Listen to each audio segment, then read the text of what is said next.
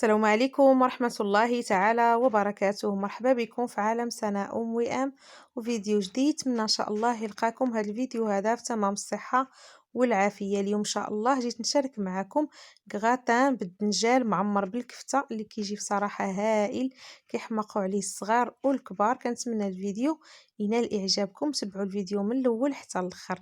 نبداو الفيديو ديالنا بالصلاة على النبي. اللهم صل وسلم وبارك على سيدنا محمد وعلى آله وصحبه أجمعين. بالنسبة للمكونات اللي كنحتاجو باش كنعمرو الدنجال ديالنا، عندنا هنا بصلة اللي شلطتها وشحرتها حتى نزلت وضفت عليها الكفتة. من بعد ما شحرت حتى الكفتة ضفت عليها 2 معالق ديال الروز العادي اللي سلقته وضفته.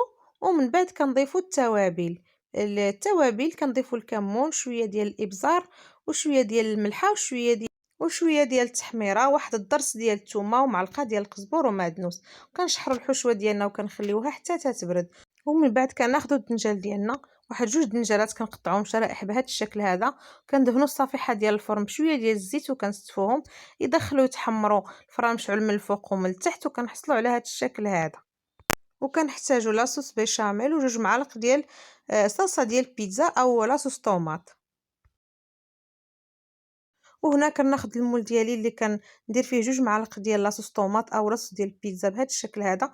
وهاد العمليه راه كتبقى اختياريه، تقدروا تضيفوها وتقدروا ما تضيفوهاش. من بعد كناخذ الدنجال ديالي من بعد ما تحمر ليا في الفران، وكناخذ الحشوه كنديرها هكا حريبلات على شكل اصابع. ومن بعد كنحطوهم في المول اللي غادي ندخلو للفران.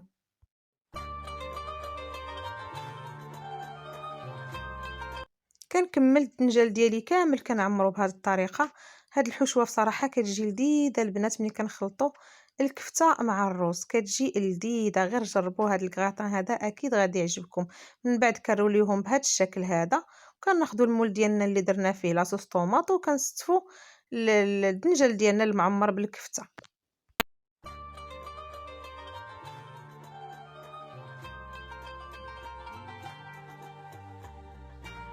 من بعد ما كملت الدنجال ديالي كامل والحشوه اللي وجدنا، هنا غادي نحضروا لاصوص بيشاميل. درت فيها 2 معالق ديال الزبده و2 معالق ديال الدقيق ونصف لتر ديال الحليب مع شويه ديال الابزار وشويه ديال الملح. كنحطوها فوق النار حتى كتولي بهذا الشكل هذا. ومن بعد كنصبوها فوق الدنجال ديالنا او فوق الكغاتان ديالنا بهذا الشكل.